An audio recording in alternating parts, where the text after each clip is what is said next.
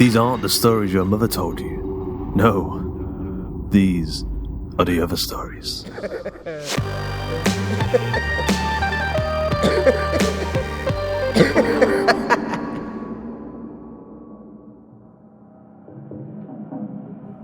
Today's episode of The Other Stories is Desert Bloom, written by J.T. Seate and narrated by Justin Fife.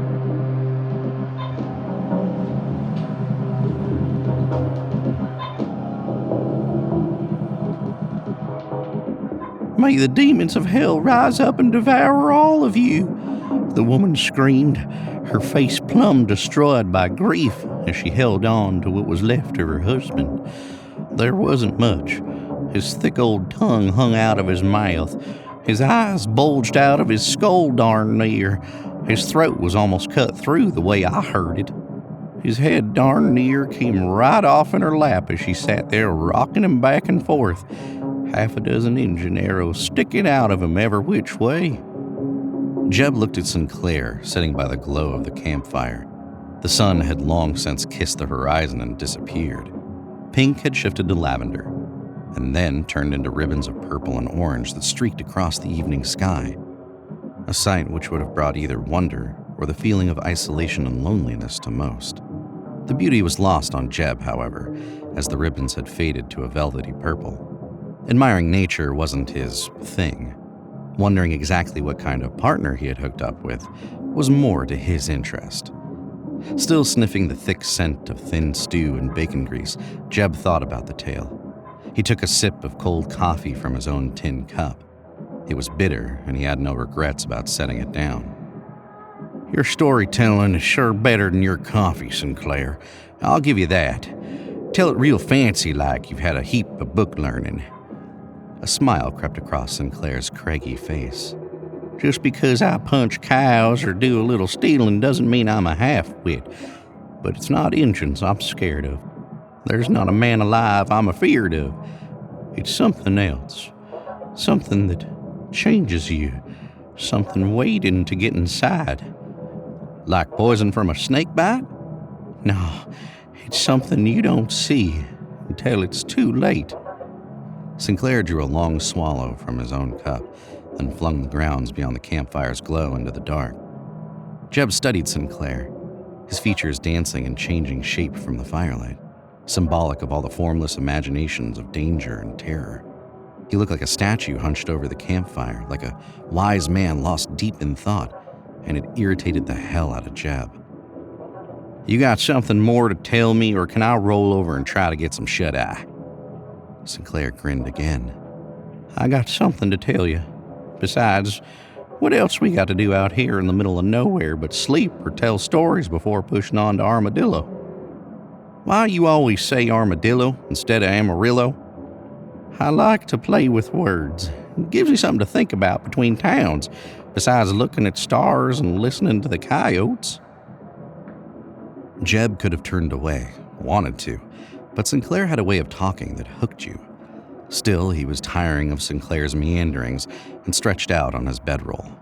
As for himself, he did not think much about anything between the towns, besides how long their poke would hold out before they had to pick up a job or rob somebody to pay for the whiskey and women. Tales along the trail reminded Jeb of something a whore told him in the last jerkwater town they'd spent their poke in.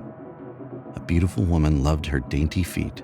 She possessed the narrowest, smallest, most exquisite feet anyone had ever seen, so the story went. Many commented on the beauty of her feet, and others adored them. 10 little piggies shining with flaming red, vibrant toenail polish. The soles and arches of her feet were soaked in olive oil and were treated with lanolin, resulting in the well-tended appendages without calluses or blemishes. People spoke softly and reverently in her presence. Her footwear was removed for the special ones, men and women alike, who understood how important her tantalizing tootsies with their wiggling painted toes were to her. They were the wondrous blessings that accompanied the curse of being armless, her upper limbs having been sawed off at the shoulders by a deranged drifter when she was a child. Yep, that whore could tell some doozies, like Sinclair. Tales that made you think about the bizarre happenings on the wild and woolly frontier. But unlike Jeb's trailmate, women at least could provide a warm moment or two now and then. When he and Sinclair finally got sick of each other's company, they would ride their separate ways and hitch up with other drifters off a trail drive or other activities less honorable. You haven't been this way before, have you, kid? Sinclair asked, breaking into Jeb's reverie. Can't say as I have. Why? 'Cause this story I'm about to tell happened right around these parts. It wasn't just something I heard, neither. I saw it with my own eyes. Jeb was not going to ask again. Sinclair could swallow a dead lizard for all he cared. The memory of the armless woman was enough to put him off his feed. He did not want to play riddles when they could both be sleeping. They had been in saddle 3 days, and the more Jeb thought about it, the more he wanted to partner up with somebody a little less talkative than Sinclair. This used to be Injun country, and any time you're in Injun country, you hear stories about spirits and burial grounds and such. Jeb had been on the trail long enough to hear his share of tall tales and hoped Sinclair would not rattle on much longer. Just tell your stupid story, take a leak, and bed down, will you? See if you think it's stupid after you hear it. About 3 years ago, me and 2 other old boys rode this way after leaving a herd in El Paso. We were going to ride to Tulsa, but all of us never made it that far. Sinclair stopped talking long enough to rearrange the red-hot embers, which were once tree limbs. To Jeb, he almost looked like some old craggy-faced Indian medicine man leaning over the fire, trying to make contact with the spirits of his ancestors. This is something I was telling you about. The thing I said could put fear in a man. It was on this kind of land I first saw it.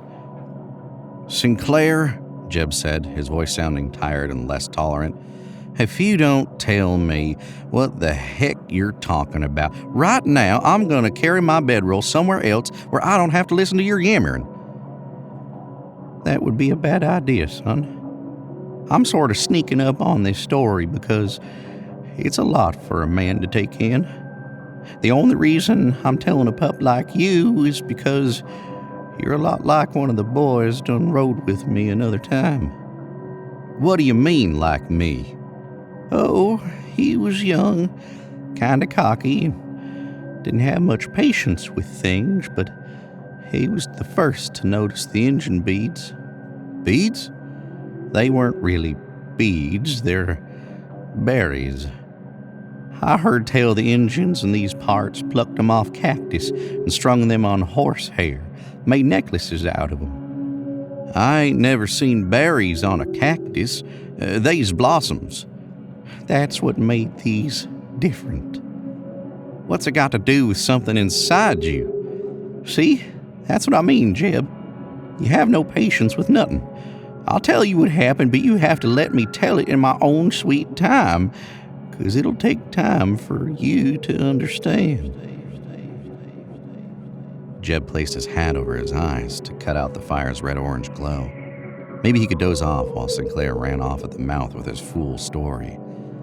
So, me and these 2 cowpokes come through this area, and one of them, his name was Billy, he sees these berries, or desert blossoms, or whatever you want to call them, growing off a cactus. That crazy kid would eat anything, including trail plop if he was hungry enough. Anyway, he starts eating these berries, and the other guy tells him they might be poison. Crazy Bill don't give a hoot 'cause he's hungry. Jeb peeked out from under his hat to see why Sinclair had stopped talking. He had stood up and was looking out across the dark horizon like he was seeing it for the first time. Go on, will you? Sinclair sighed. That evening, we camped out, sort of like you and me are doing right now. And old Billy starts complaining about feeling funny, like he's seeing things and all. They call it hallucifying or something or other. All of a sudden, he hops up off his gear and starts attacking me and Lynn, the other guy. We try to get him down, but he was crazier than a rat gone loco. He was foaming at the mouth and trying to bite us, and I swear his teeth had grown real long and sharp like a wolf or a bear or something. He just wouldn't stop, and he bit Lynn a good one. He had a hole clean through his arm. Sinclair went silent again. Jeb rose up on his elbow. Darn it, Sinclair! What'd you do? We had to shoot the old boy. All we could do. I don't get it. What did him going crazy have to do? What it had to do with them berries, my friend, is that they's what done it. I found out later the Injuns used to eat them before battle, made them fight like devils, and gave them a craving for human flesh. Jeb stared at Sinclair. Seriously at first, and then a grin carved its way along his lips. You must think I'm the dumbest Peckerwood ever put down. I ain't ever heard that story. That's because, as far as I know, we're the only white men to ever try them berries, and I had a chance to see if it's true.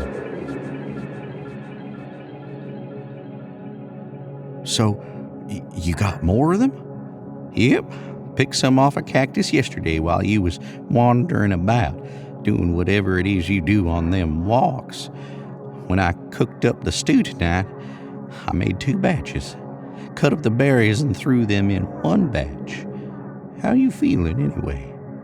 What? Jeb sat up. I don't believe one damn word, you crazy good-for-nothing drifter. Why would you want to make me that way? You've been getting on my nerves lately, Jeb. If them berries work, I'll have to shoot you. Take your goods and tell the sheriff you went crazy after eating yourself a handful. I feel just fine. You're the one need to be worrying over. Thinking I'd fall for something this crazy. I'm gonna laugh. And now I'm getting some sleep. Jeb lay down and placed his hat back over his eyes. Eat bloomin' berries and grow teeth, he muttered. Crazy Duke taste environment. Sinclair walked over to Jeb, picked up his companion's rifle, and pushed Jeb's hat off his head with the toe of his boot. What the? Sinclair stood over Jeb with a strange, crooked smirk. I'm not through telling you my story. I come back through here last year just before we met up. I found out it was true what I learned about them berries. You let somebody else eat them and took their grub stake? That's a mighty low thing to do. Jeb rose up again, a little afraid of Sinclair now, and wondered if his partner had gone loco. Why would you go and tell me if you were going to bushwhack me? You wouldn't need to feed me no berries, and I'm not letting you pull a fast one on me. You don't understand, Jeb. I didn't feed you any Injun berries. I ate them myself. Now do you get it? Stop this crazy talk. Jeb looked at his rifle in Sinclair's hand. Sinclair tossed the weapon beyond reach. I told you all this because it takes some time to work. I have to feel it coming on, and it's so much more gratifying when you smell the fear in a man. Before Jacob could react, Sinclair shoved him to the ground with the sole of his boot. A wider grin covered Sinclair's face, and it looked to Jeb like his teeth had grown and sharpened. His gaping grin was now a slobbering leer. Human meat tastes better than anything you can imagine, Jeb. Sinclair spewed saliva while his tongue darted from one side of his canine features to the other. As quickly as a black shadow of a darting bird, he pounced on Jeb, tearing his snout of serrated teeth into Jeb's jugular. Across the still prairie, with only a few hills and ravines to break the whine of the wind, another howl accompanied those of the lonely coyotes.